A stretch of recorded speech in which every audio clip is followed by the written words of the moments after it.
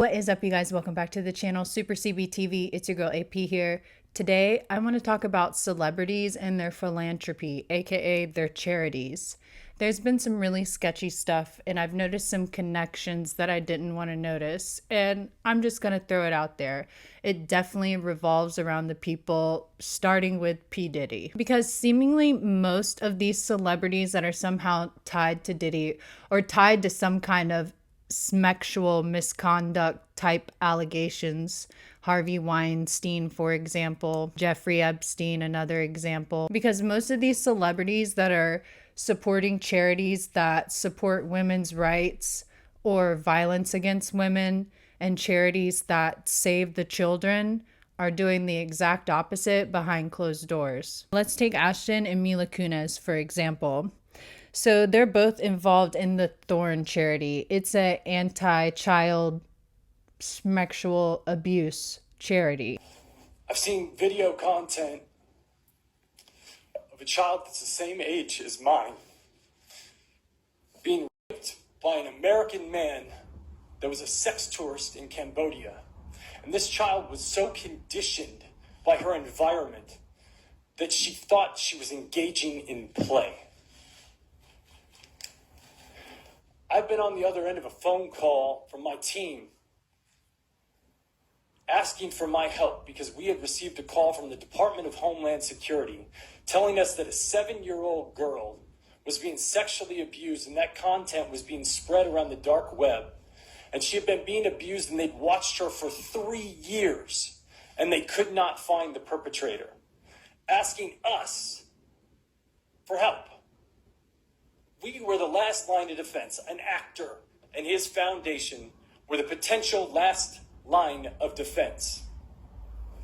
That's my day job, and I'm sticking to it. Which in September of 2023, Mila Kunis and Ashton Kutcher both resigned from the Thorn charity. That was due to their letters defending the convicted rapist, Danny Masterson. Their letters defending him came to light.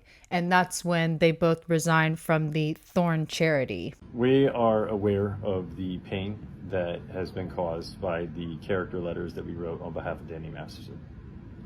We support victims. We have done this historically through our work and will continue to do so in the future.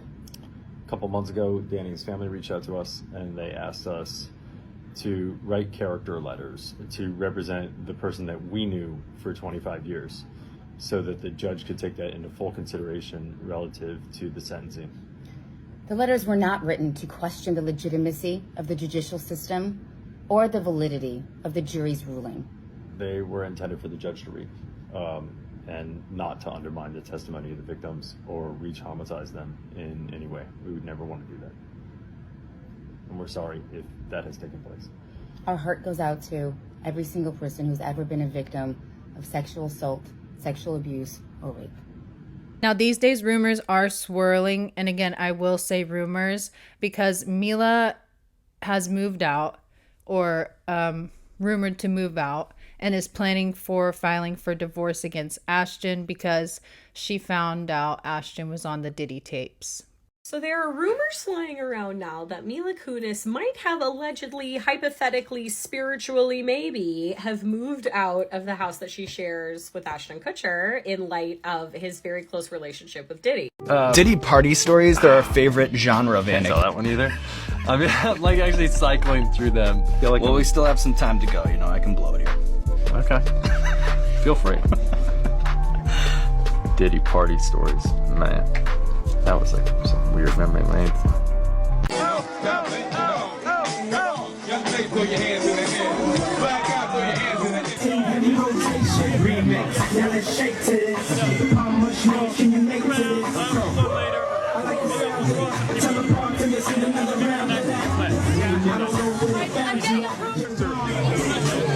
Give a shout out. That's a Christian. Can we get a shout out? Now, who else is a good friend of Diddy? Or who does Diddy say he likes to party with the most, or whatever the hell? You've gone on the record saying that your white party is up there with the top 3 that you've ever thrown for people. What are the other 2?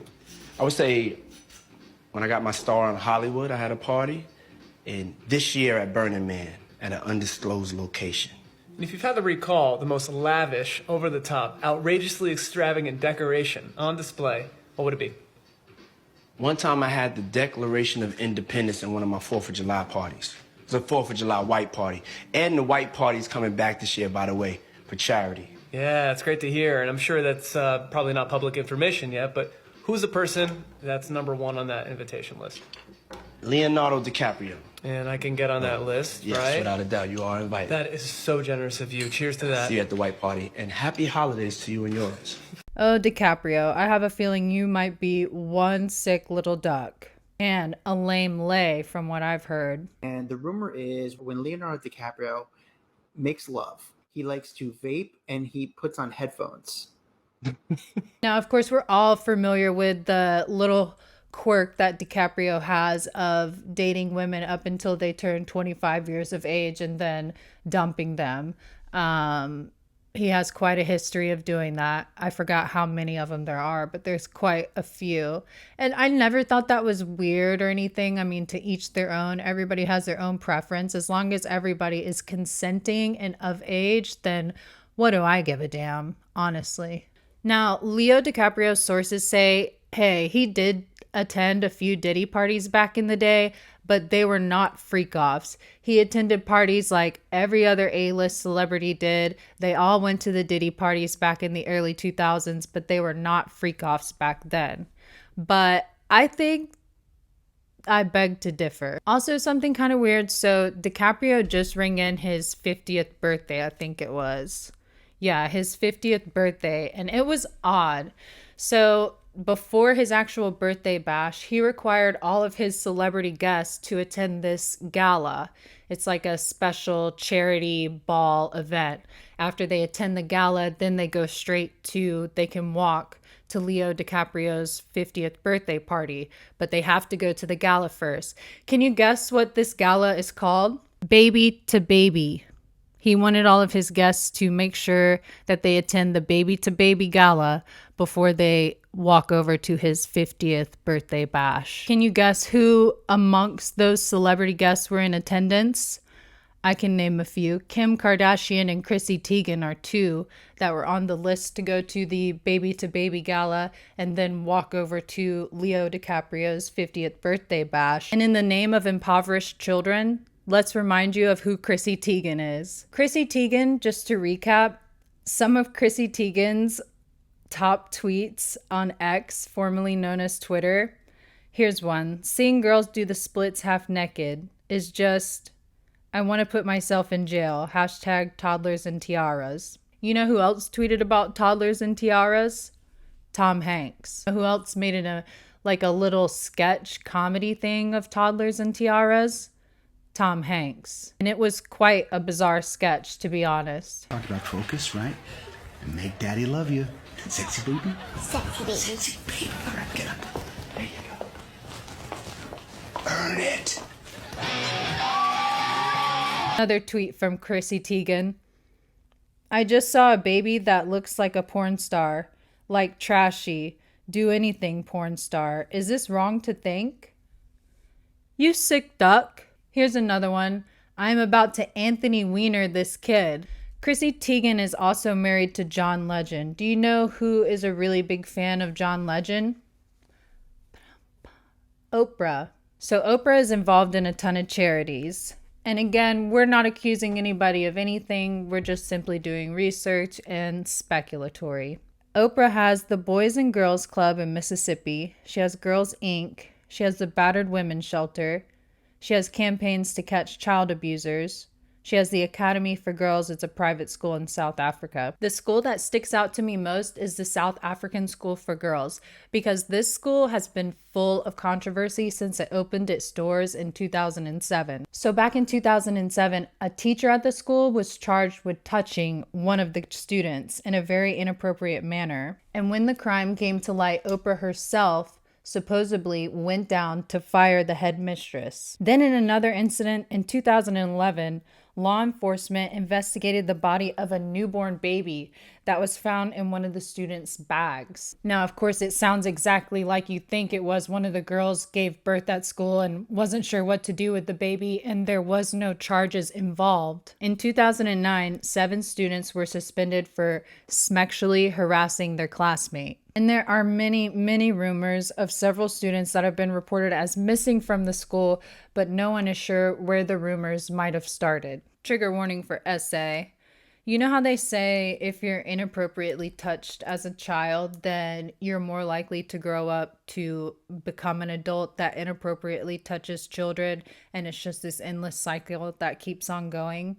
I also have a feeling that that might be the case with children that maybe were put through some sort of essay or trauma at a younger age, and maybe perhaps they remember or don't remember, and now they are doing child on child essay. I just feel like that might be a possibility of what is happening at this girls' school. And also, just to tie this all together for you, I'm going to show you a few similarities with Charities in between these celebrities. So Leo DiCaprio, he is big on environmental charities and in being an environmental philanthropist. Guess who else was big on environmental philanthropy? Ghislaine Maxwell. Who else was big on environmental philanthropy? Jeffrey Epstein. I just wanted to share a portion of this article from The New Yorker with you. Harvey Weinstein, Bill Cosby, and the Cloak of Charity. The great mystery of evil is not that it persists, but rather that so many of its practitioners wish to do so while being thought of as saints. Critics of Hugh Hefner. Critics maintain that Hefner innovated the tradition of female objectification and hijacked the idea of women's sexual autonomy for his own agenda for furthering male prerogatives. His defenders claim that he empowered women, a vague term that can be deployed to camouflage the fact that one group of people is getting rich while the empowered group is getting hustled. With a strong advocate of women's reproductive rights and of civil rights. The reality, though, is that it's possible, maybe even typical, for all these things to be true. It's not uncommon for people to benefit from groups that they're simultaneously exploiting. Bill Cosby was particularly held when he created a college tuition for students in need who wrote to him, created scholarships, and gave broadly to causes connected to African Americans. Amid the swirling controversy over Cosby's behavior, the college then terminated and returned related funds in 2015. One view is that philanthropy can operate as a kind of penance mechanism. The individual who recognizes that he has done wrong attempts to make good in equal measure, to place a thumb on the scale of karma. This kind of moral licensing, do-gooding to offset wrongdoing is not unusual. In some cases, charity doesn't contradict monstrosity, it enables it. And that was written by Jelani Cobb. Anyway, of course, this is all alleged and speculatory, but, I like to share my thoughts and point out a few buzzards when I find them. Anyway, hope you guys are having a great day. See you in the next one.